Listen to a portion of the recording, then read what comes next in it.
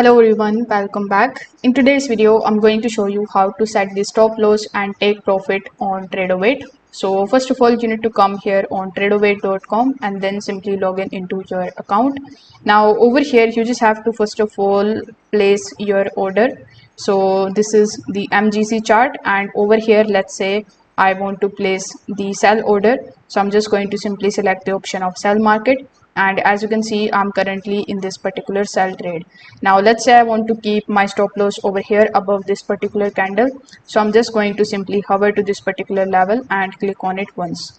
Now over here you are going to see the option of buy stop, so you need to simply select this option, and this is going to basically be your stop loss.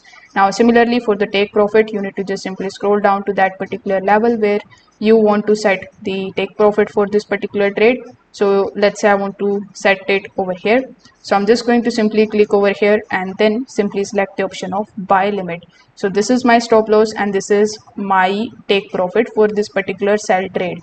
So you need to keep this thing in mind, that if you are in the sell trade, your stop loss would be buy stop and your TP would be buy limit, and vice versa if you are in the buy side of the trade. Now if you want to place automatically the take profit and the stop loss to happen whenever you enter into the trade, you can also do that by using the ATM option over here. So you need to simply click on this gear icon, then select the option of on. Now you need to give your ATM a name, so you need to simply click on this plus icon and then give it a name.